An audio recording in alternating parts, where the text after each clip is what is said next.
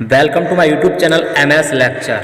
दोस्तों, आज की इस वीडियो में हम स्टडी करने वाले हैं क्लास 10th यूपी बोर्ड के चैप्टर नंबर 2 या chapter number 2 a letter to God का हिंदी अनुवाद। ए लेटर टू गॉड मतलब भगवान के लिए एक पत्र, जिसके राइटर हैं GL फंड्स। इसके हम हिंदी सारांश को स्टडी करेंगे।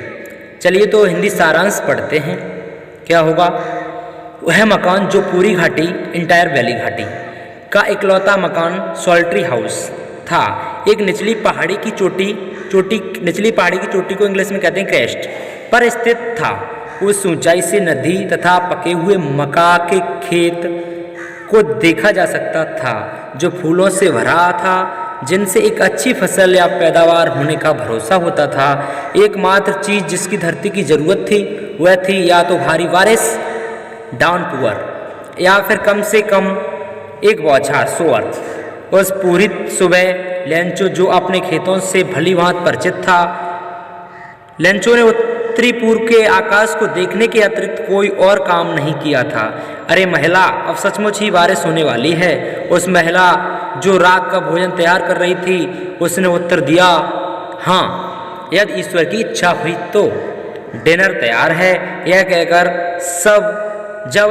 जब तक महिला ने उन सभी को नहीं बुलाया, तब तक बड़े लड़के खेतों में काम कर रहे थे और छोटे जो थे वो घर के नज़दीक खेल रहे थे।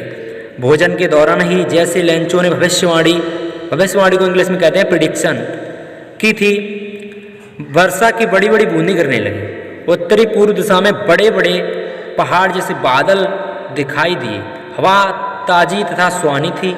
एक आदमी बाहर गया और किसी और काम के लिए नहीं, बल्कि सिर्फ इसलिए ताकि वह अपने शरीर पर गिरती हुई वर्षा का आनंद अनुभव कर सके। जब वह लौटा तो उसने अचानक कहा, यह आकाश से गिरती हुई वर्षा की बूंदें नहीं हैं, यह तो नए सिक्के हैं। बड़ी बड़ी बूंदें 10-10 के सेंट के सिक्के हैं और छोटी छोटी बूंदें 5-5 के सेंट के सिक्के हैं। संतोषपूर्ण सेटिस्फाइड भाव एक्सप्रेशन कैसा है? एक्सप्रेशन सहित उसने पक्की मक्का के खेत को देखा, जो फूलों से भरा था और वर्षा की चादर से ढका था। लेकिन अचानक तेज हवा बहने लगी और वर्षा के साथ बड़े बड़े ओले गिरने लगे। यह सचमुच ही चांदी के नए सिक्कों जैसे लग रहे थे। वर्षा में भीगे हुए लड़के उन बर्फीली सिक्कों को उठाने बाहर भागे। अब मौसम सचमुच खराब होता जा रहा है। लेंचो ने दुखी होते हुए कहा, मुझे आशा है कि यह शीघ्र ही समाप्त हो जाएगा, किंतु यह बारिश और तूफान शीघ्र समाप्त नहीं हुआ। 1 घंटे तक ओले बरसते रहे। घर के ऊपर, बाग में, पहाड़ी की ढलान पर, मक्का के खेतों में और पूरी घाटी पर खेत सफेद हो गया, मानो नमक से ढका हो। पेड़ों पर एक भी पत्ता शेष न रहा।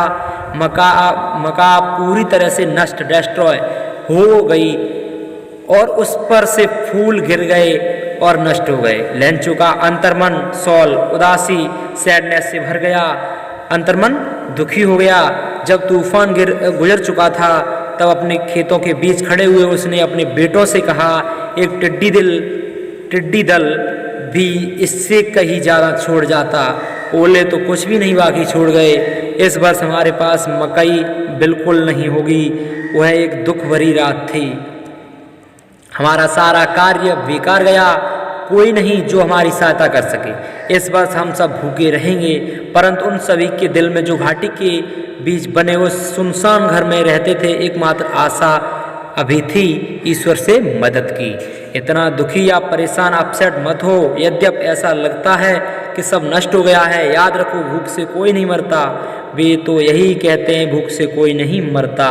पूरी रात लेंचो अपनी एकमात्र आशा के संबंध में सोचता रहा। ईश्वर, जिनकी आँखें, जैसा कि उसे बताया गया, सिखाया गया था, सब कुछ देखती हैं। ईश्वर की आंखें सब कुछ देखती हैं, ऐसा उसने सीखा था। यहाँ तक वह भी जो मनुष्य के अंतर्मन में होता है, सहायता। लेंचो एक मेहनतकश इंसान था। वह खेतों में पशु की तरह काम करता था, परंतु फिर भी उसे लिखना आता था।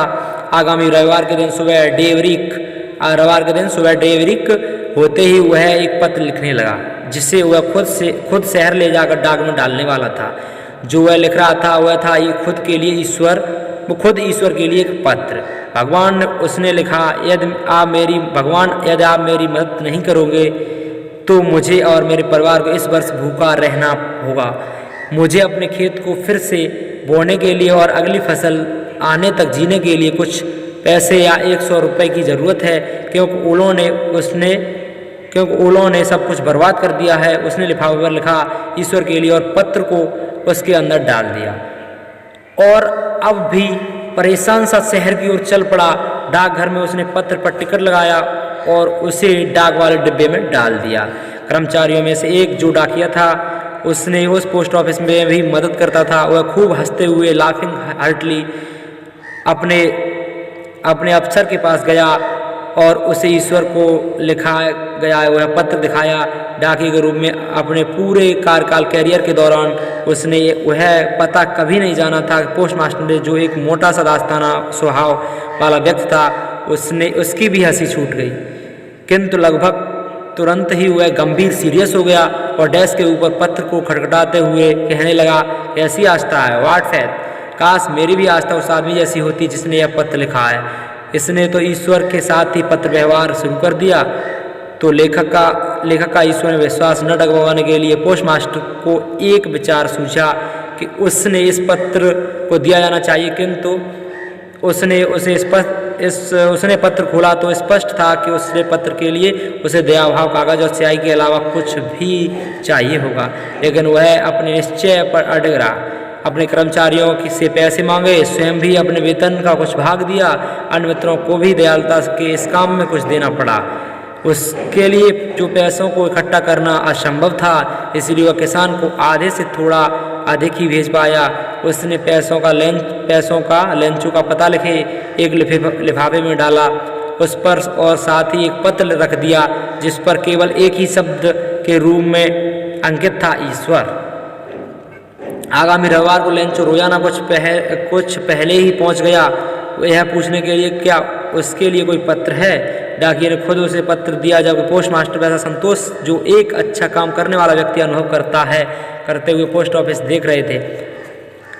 लेंचो को पैसे देखकर बिल्कुल आश्चर्य नहीं हुआ, उसका विश्वास ऐसा था, किंतु जब उतने पैसे गिने तो वह क्रोधित हो गया। ईश्वर गलती नहीं कर सकते और ना ही वह लेंचो को जो उसने मांगा था देने से मना कर सकते थे। तुरंत ही कागज और स्याही मांगने के लिए लेंचो खिड़की पर गया, फिर पब्लिक के लिए रखी हुई मेज पर अपने भावों पर बल देते हुए जो अपने विचारों को व्यक्त करने के प्रयास पड़ रहे थे, उसने लिखना शुरू किया। जब उसने लिखना समाप्त कर दिया तो वह टिकट खरीदने खिड़की पर गया, जिसे उसने अपनी जीभ से गीला किया और फिर मुट्ठी से घूंसा मारकर लिफाफे पर चिपका दिया। जैसे ही पत्र डाक के डिब्बे में गिरा, पोस्ट मास्टर ने उसे खोलने के लिए चल दिए। उसमें लिखा था, ईश्वर वे पैसे जो मांगे थे उनमें से केवल 70 पैसे ही मेरे पास पहुंचे हैं। मुझे बाकी पैसे भेज दीजिए, क्योंकि मुझे इनकी बहुत ज़रूरत है, किंतु यह पैसे मुझे डाक द्वारा मत भेजना, क्योंकि डाकघर के कर्मचारी ठग हैं।